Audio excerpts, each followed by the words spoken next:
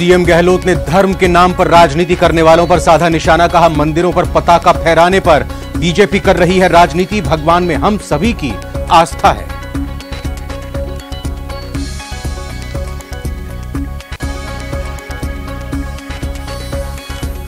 PM Modi के दौरे से पहले सियासी अटकलें तेज, राजेंद्र राठौड़ के बयान से बढ़ा सस्पेंस, कहा कुछ चौंकाने वाली बातें भी होने की संभावना है। ये मैं कह नहीं सकता, इसके परिणाम जब आएंगे तो अपने आप आपके सामने आएंगे, और निश्चित तौर पर कुछ चौंकाने वाली बातें भी होने की संभावना है। राजस्थान के कई जिलों में तूफानी बारिश ने मचाई तबाही, प्रदेश में आंधी तूफान से 14 लोगों की मौत, आपदा प्रबंधन विभाग ने किया 4 लाख मुआवजे का ऐलान।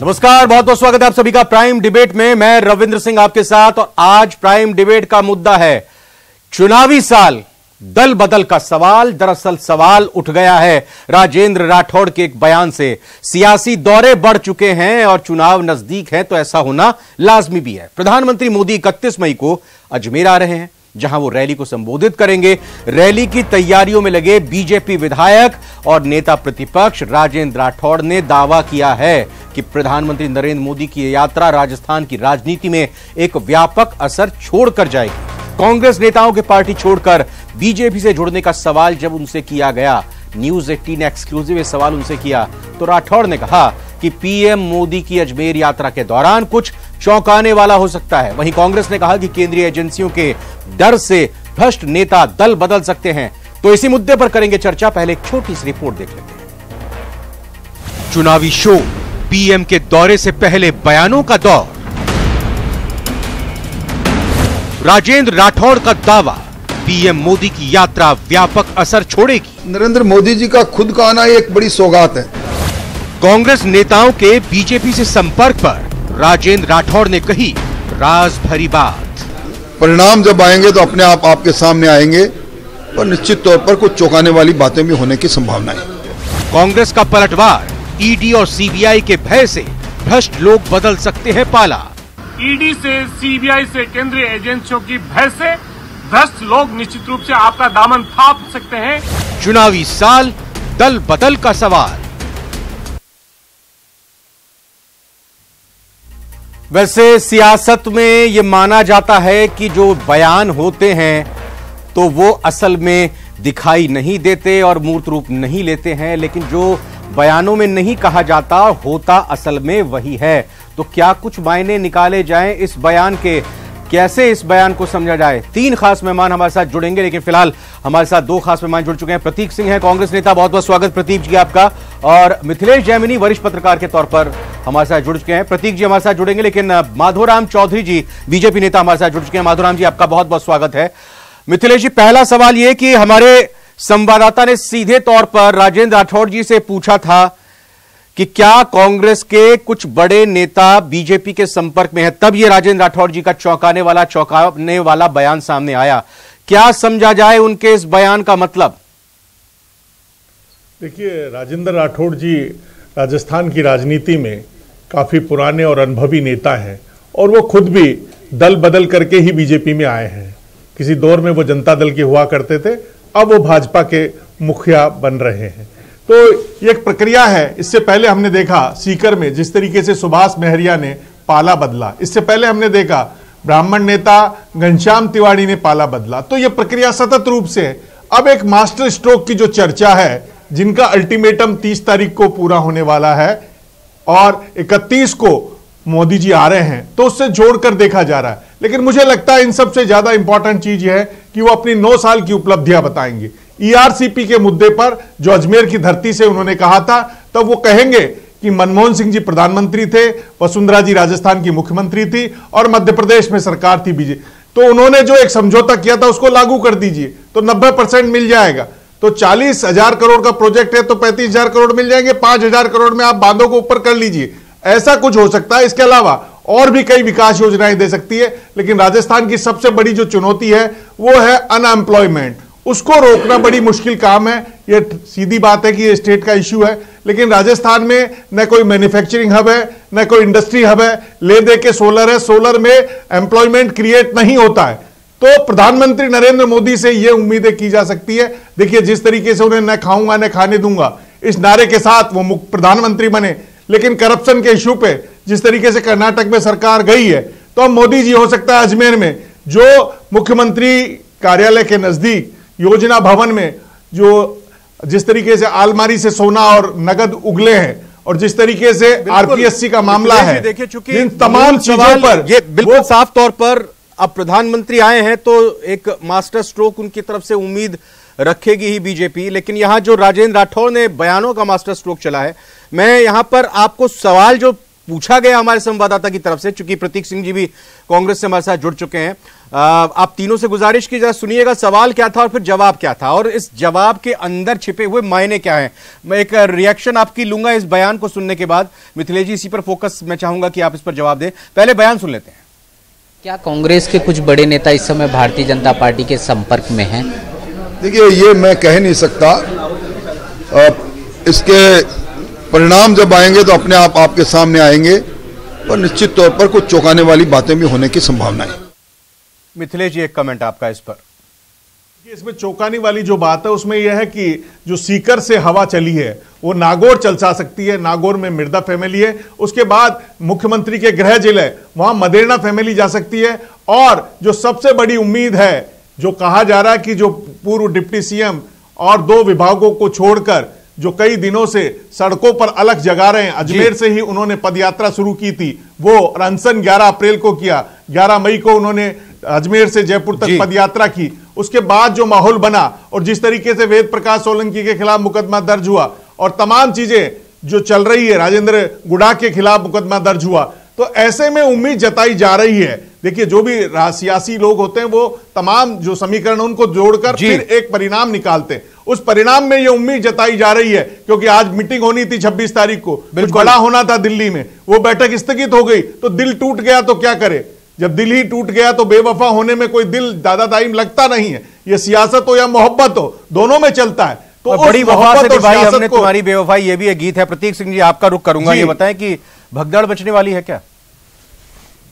देखिए, भगदड़ तो बीजेपी में मची हुई है। जिस तरीके से हमारी सरकार चल रही है और जिस तरीके की जो जन कल्याणकारी नीतियां जो राजस्थान सरकार ने लागू की है, तो भगदड़ तो बीजेपी में पहले से ही मची हुई है। इनके 8-10 चीफ मिनिस्टर के कैंडिडेट हैं, जिस तरीके से आपको पता ही है। और जब मीटिंग होती है कार्य समिति की तो वसुंधरा राजे जी वहां नहीं जाती हैं, जब सुभाष महरिया जी जब ज्वाइन करते हैं तो वसुंधरा जी वहां नहीं जाती हैं। तो ये भगदड़ मची हुई है। और मुझे लगता है कि जब प्रधानमंत्री जी अजमेर आ रहे हैं, तो मिथिलेश जी ने बहुत अच्छी बात की, जब आ रहे हैं तो आप जो पिछले 5 साल पहले एक वादा करके गए थे राजस्थान की जनता को ERCP का, उस वादे के ऊपर अमल करके और उसको राष्ट्रीय परियोजना घोषित करनी चाहिए। हम तो यही चाहते हैं कि प्रधानमंत्री राजस्थान की धरा पे जब भी आए तो अपने वादों को याद करें, पुराने वादों को निभाएं और राजस्थान को कुछ अच्छा देके जाएं। जब तो अच्छी बात है, नहीं तो नेता आते हैं और जाते हैं। तो फिर एक बात बताइए कि आपकी पार्टी से RC चौधरी जी ये क्यों कह रहे हैं कि जो भ्रष्ट लोग हैं वो छोड़कर चले जाएंगे ईडी और CBI केंद्रीय एजेंसियों के डर से? तो क्या मानकर चल रहे हैं कि आपके दल में भी कुछ ऐसे लोग हैं?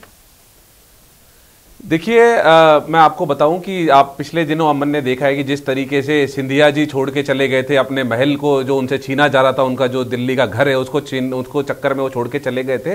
तो ऐसा हो सकता है, हम बोल सकते हैं कि आधा 1% कुछ लोग होंगे और जिनको ईडी से डर लगता है, जिनको CBI से डर लगता है, जिनको इनकम टैक्स से डर लगता है, जिन्होंने कुछ किया होगा वो चले जाएंगे। और मुझे लगता है कि ऐसे भ्रष्ट लोग अगर जो बीजेपी में पहले से ही हैं और ईडी और CBI का डर दिखा करके वो लोगों को शामिल करते हैं, तो मेरे हिसाब से वो चले जाएं। नहीं, तो मैं कह रहा हूं हमारे तो धन्यवाद देना चाहिए। ईडी CBI अभी तक एंट्री हुई नहीं है राजस्थान में। देखिए, ईडी CBI की एंट्री, ईडी की तो बहुत बार हो चुकी है। आपने देखा जब 2020 में भी ईडी ने छापे मारे, इनकम टैक्स ने राजेंद्र यादव जी के यहाँ पे छापे मारे। छापे मारते हैं, बोलते हैं और उसके बाद में बताते नहीं है कि क्या मिला। अजी कुछ मिला था तो आप बताइए ना, कार्रवाई क्यों नहीं करते?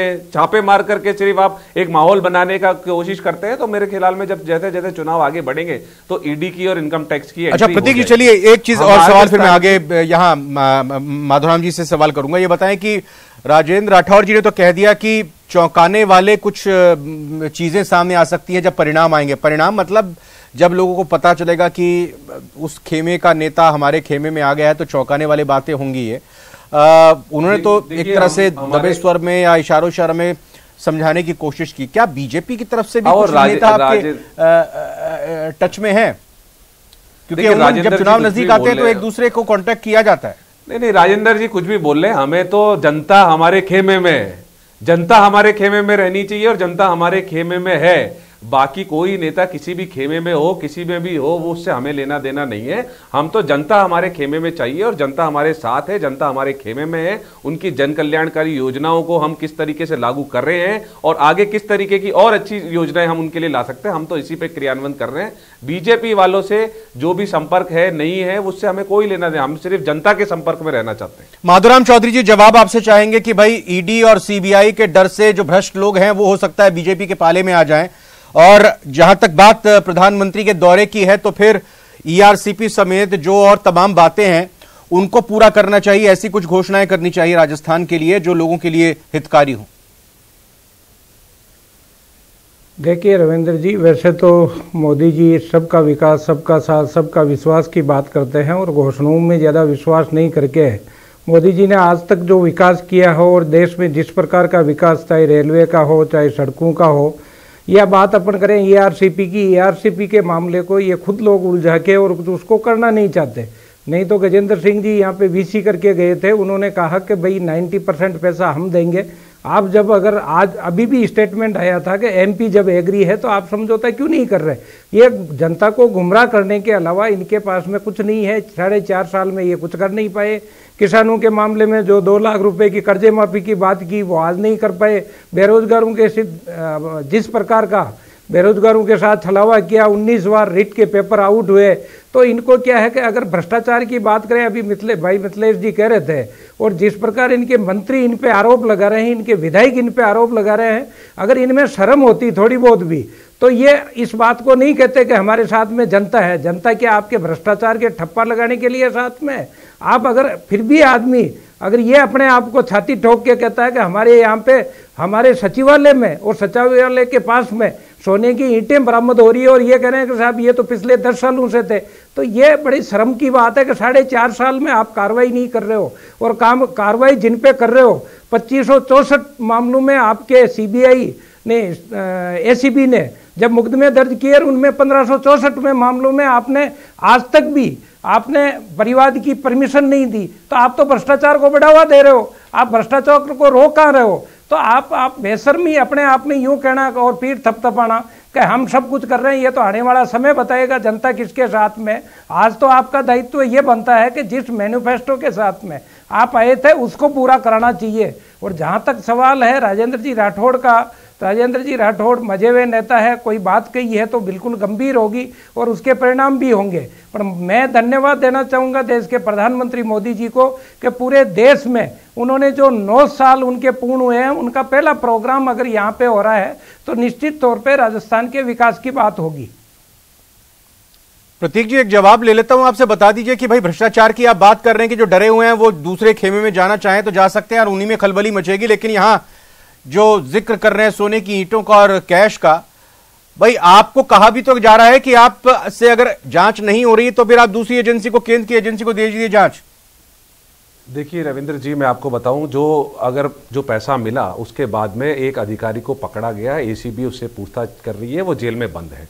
मुझे आप बताएं, बेंगलोर में, कर्नाटका में पिछले दिनों में 8 करोड़ रुपए एक विधायक के पास से पकड़े गए थे। कौन सी ईडी वहां चली गई, कौन सी सीबीआई वहां चली गई, कौन सी इनकम टैक्स वहां चली गई, क्या हुआ? उसका कुछ नहीं हुआ। और जनता बोल रही है जनता साथ है। अरे जनता ने तो अभी कर्नाटका में दिखाया है ना क्या हाल किया, भ्रष्टाचार की जो सरकार चला रहे थे। दूसरी बात करते हैं कि 9 साल में विकास किया है। 2014 में बोलते थे 2 करोड़ रोजगार प्रतिवर्ष देंगे और लोकसभा के अंदर जवाब देते हैं कि 22 करोड़ लोगों ने नौकरी के लिए अप्लाई किया था, 7.5 लाख लोगों को नौकरी मिली है। वंदे भारत ट्रेन की बात कर रहे हैं, 75 वंदे भारत ट्रेन चलाने का वादा किया था, अभी तक चलाई है 16, और वो भी 8 कोच के साथ। ट्रेनें चलती है 16 कोच के साथ, वो 8 कोच, आधी ट्रेन चला करके वाहवाही लूट रहे हैं और वो भी 16 ट्रेनें चलाई है। तो किस तरीके का विकास हो रहा है मुझे पता नहीं है। ईआरसीपी की जो गजेंद्र सिंह शेखावत जी की बात कर रहे थे, उन्होंने बोला कि इसको आप पीने के पानी की योजना बना लीजिए तो हम राष्ट्रीय परियोजना घोषित कर देंगे। आप बताइए, जो सिंचाई के लिए जो लोग हैं वो कहां जाएंगे? आप तो जो डिपेंडेंट थी 2 लाख 2.5 लाख हेक्टेयर जो जमीन को सिंचाई के लिए पानी मिलेगा, वो मतलब कहां जाए? वो पानी पीने के पानी की परियोजना बना करके छोड़ दें। तो किस तरीके के वादे करते हैं, वादे करके चले जाते हैं, वोट मांगने का काम करते हैं, लेकिन ईआरसीपी के नाम पे इनको वोट मिला नहीं, इसलिए अब ये वहां की जनता के साथ में सौतेला व्यवहार कर रहे हैं। और फिर जब देखना अभी चुनाव आएंगे, मिथिलेश जैमिनी जी, फिर वादे किए जाएंगे। जो पिछला दौरा प्रधानमंत्री का राजसमंद में था, तो ये पूर्व नियोजित इस मायने में था कि ये पता था कि प्रधानमंत्री किस तरह से लोकार्पण और शिलान्यास करने जा रहे हैं और कितनी हजार करोड़ योजनाओं का करने जा रहे हैं। अभी जो दौरा 31 मई का अजमेर को में होने वाला है, इसको लेकर कुछ इस तरह की पूर्व नियोजित घोषणा नहीं की गई है, लेकिन जो जिन बातों का आपने जिक्र किया उसके मद्देनजर कितना जरूरी ये दौरा हो जाता है कि प्रधानमंत्री के अजमेर आगमन को लेकर राजस्थान की जनता को कितना इंतजार है और उससे ज्यादा बीजेपी के कार्यकर्ताओं को कितना इंतजार है कि क्या बात प्रधानमंत्री नरेंद्र मोदी की तरफ से राजस्थान के लिए यहां पर कही जाएंगी, जिसको हम आगे अपने जनता के बीच में उनके पास आगामी चुनाव के मद्देनजर जा सकें। देखिए, सबसे महत्वपूर्ण बात है कि मोदी जी जब आ रहे हैं, जब इंटरनेशनल लेवल पे लोगों ने, अमेरिका के राष्ट्रपति जो बाइडेन ने उनका ऑटोग्राफ मांगा, एक दूसरे देश के राष्ट्रपति उनके पैर छूने की बातें कर रहे हैं, और जिस तरीके से ऑस्ट्रेलिया के सिडनी में जो मूल भारतीय लोगों ने उनका सम्मान किया है, क्योंकि अजमेर एक इंटरनेशनल मैसेज देने की जगह है। अजमेर से मिडिल ईस्ट और तमाम कंट्री के लोग, दुनिया के लोग वहां ख्वाजा की जियारत करने के लिए और ऐतिहासिक मंदिर ब्रह्मा जी के जो मंदिर है पुष्कर में, उसमें आते हैं। इसलिए वहां उनका जो दौरा है वो उस चीज को बता रहा है कि पूरी दुनिया में जो उन्होंने हिंदुस्तान को राम मंदिर की सौगात दी, जो उन्होंने धारा 370 हटाई, जो उसके खिलाफ शाहीन बाग का प्रदर्शन और किसानों का आंदोलन छोड़ दे, तो मोदी जी के कार्यकाल में जो देश में काम हुए हैं उनको गिनाने के लिए उन्होंने अजमेर को चुना है, जिससे देश और जो 45 विधानसभा सीटें हैं वो, और इसके अलावा मेवाड़, मारवाड़ और जयपुर, तीनों जंक्शन के बीच में अजमेर है, अजमेर हर्ट है। वहां से जो मैसेज जाता है वो पूरे देश में जाए और इंटरनेशनल देश में जाए। और देखिए, जो जगह चुनी है वहां जियारत करने वालों को ठहराया जाता है, तो जो एक माइनॉरिटी का सेटबैक है उसको भी कंपैरिजन करने के लिए, उसको भी मैनेज करने के लिए आए, क्योंकि कर्नाटक में जिस तरीके से उनके वोट बैंक शेयर में तो कमी नहीं हुई, लेकिन जेडीएस में कमी आई, उसकी वजह से उनकी सरकार चली गई। लेकिन जो इंपॉर्टेंट चीज है कि माइनॉरिटी का वोट भी बीजेपी को कैसे मिले, उसका भी एक मैसेज है। तो कुल मिलाकर जो एक इंपॉर्टेंट चीज है कि करप्शन का इश्यू क्रिएट हो गया है राजस्थान में, उसको और हवा मिलेगी, क्योंकि आरपीएससी में आपने एक आदमी को पकड़ लिया, बाबूलाल कटारा को, लेकिन जिम्मेदार तो जो चेयरमैन है वो है, तो वो राजस्थान का नौजवान पूछता है। और राजस्थान में अनएम्प्लॉयमेंट बहुत बड़ी प्रॉब्लम है। आज ही रीट का रिजल्ट आया, कितने लाख लोगों ने बच्चों ने एग्जाम दिए, 9 लाख बच्चों ने, कितने लाख बच्चों को नौकरी मिलनी है। ये तमाम चीजें बताती है कि हमारे यहां बेरोजगारी की भयावह स्थिति है और उसको यहां रोजगार चाहिए, राहत नहीं चाहिए। एक इंपॉर्टेंट मैसेज क्रिएट हो रहा है राजस्थान में। जो आप 500 रुपए का सिलेंडर, ये तमाम चीजें कर रहे हैं, वो नहीं चाहिए। वो 1000 रुपए की जो पेंशन है उसके बजाय कह रहा मेरा बेटा, मेरा नौजवान बेटा मेरे घर पे नौकरी के लिए तरस रहा है, वो फार्म भर भर के दुखी हो गया, उसके एग्जाम। तो बेरोजगारी भत्ते का तो ऐलान पिछले बार ही कर दिया गया था, लेकिन अभी तक उस पर अमल भी नहीं किया गया। तो ये तमाम चीजें हैं। मुद्दा बेरोजगारी और भ्रष्टाचार बनने जा रहा है। महंगाई राहत कैंप के ऊपर यह मुद्दा भारी होगा और उसको भुनाने के लिए मोदी जी ऐलान जंग करने आ रहे हैं। माधोराम चौधरी जी, क्या जो दवाई अजय चौटाला जी, आज अजय चौटाला जी भी आए हैं, तो कहीं न कहीं उनका एक पुराना घटक आरएलपी जो छिटक गया है, हाँ, उसको थोड़ा बहुत मनाने की भी कोशिश। बिल्कुल बिल्कुल बिल्कुल, जाट समुदाय को अपने खेमे में लाने की कोशिश जेजेपी की तरफ से। मैं प्रतीक जी आऊंगा, पहले माधोराम जी का टर्न है।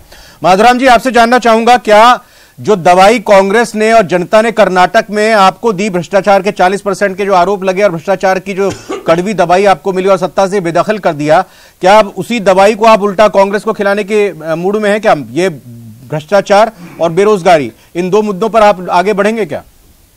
देखिए, कर्नाटक का अगर एग्जाम्पल लेते हैं तो 38 साल में कर्नाटक में हर बार सरकार बदली है, ये एक ट्रेंड चलता रहा है। जहां तक वोट की बात है, पिछली बार भी हमने 36% वोट लिया। तो सर ऐसा था ना, फिर प्रचार करने क्यों गए थे? घर बैठ जाते, कहते थे कांग्रेस को कि भाई जाइए आप सरकार बनाइए, इतना खर्चा क्यों करवाया? चुनाव आयोग ने खर्चा किया, पूरा तामझाम आप वहां पर लगा। हमारे नहीं, इतना तामझाम फिर क्यों कराते? ये तो कोई बात नहीं हुई ना। नहीं, उत्तर प्रदेश में मैं उत्तर प्रदेश के रिकॉर्ड की भी बात करूंगा फिर तो आपसे। उत्तर प्रदेश में क्या रिकॉर्ड रहा है? तो ये तो कोई मतलब नहीं हुआ कि हर 5 साल में सरकारें बदलती हैं। बोलिए। 38 साल का जो ट्रेंड है वो ट्रेंड ही चेंज नहीं हुआ, और वोट और परसेंटेज हमारे कम थोड़े हुए हैं। 36% पहले ऑलरेडी वोट थे, 36% हमने लिए, तो जनता का विश्वास तो बढ़ा के रखा है ना हमने। वोट परसेंट को क्या करेंगे आप रखकर अपने पास? सरकार तो गई ना आपकी।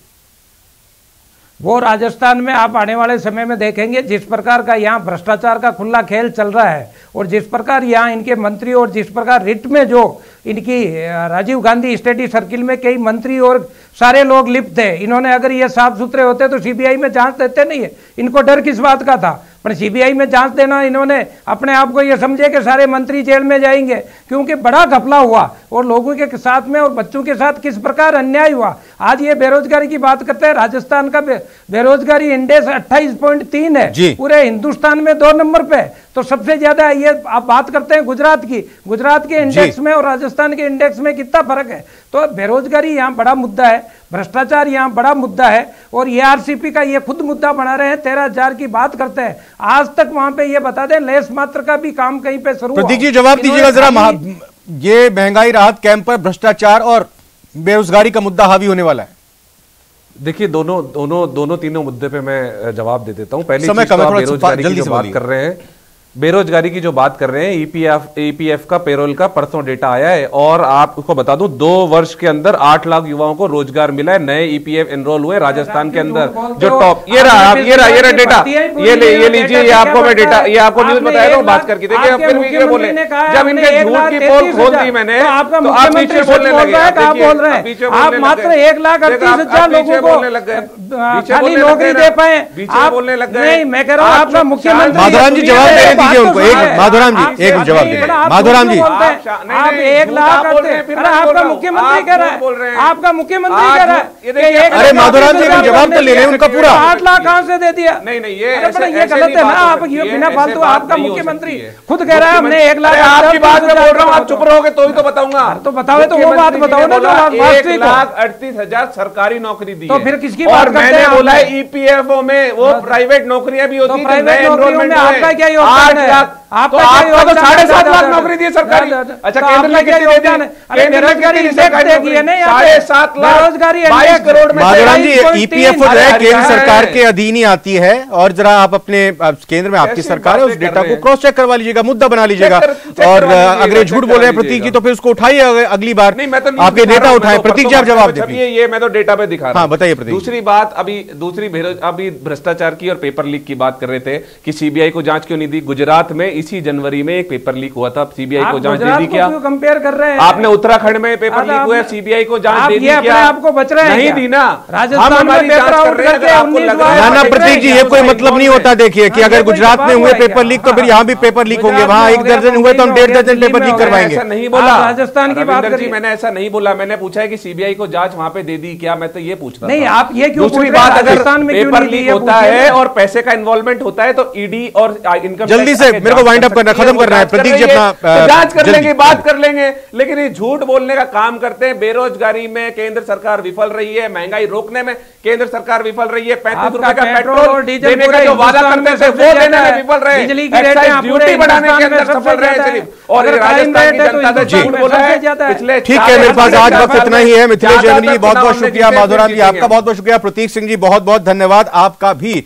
और चूंकि अब जब चुनाव नजदीक आएंगे और दौरों जो केंद्रीय नेताओं के होंगे वो लगातार होंगे, तो फिर कई तरह के दावे भी किए जाएंगे, वो चाहे उसकी पार्टी के नेताओं को अपनी पार्टी में शामिल करने वाली बात दबे जुबान में ही भले की जाए या फिर मुद्दों पर आधारित बयानबाजी की जाए, लेकिन यह तो तय है कि जैसे जैसे दौरों की आमद होगी लगातार इस तरह की बयानबाजी जारी होती रहेंगी। आज का जो प्राइम डिबेट का सवाल था, डर कर कुछ नेताओं के दल बदलने की कांग्रेस की जो आशंका है वो सही है। हाँ 87% बोल रहे हैं, ना में 13% लोगों का कहना है। फिलहाल प्राइम डिबेट में आज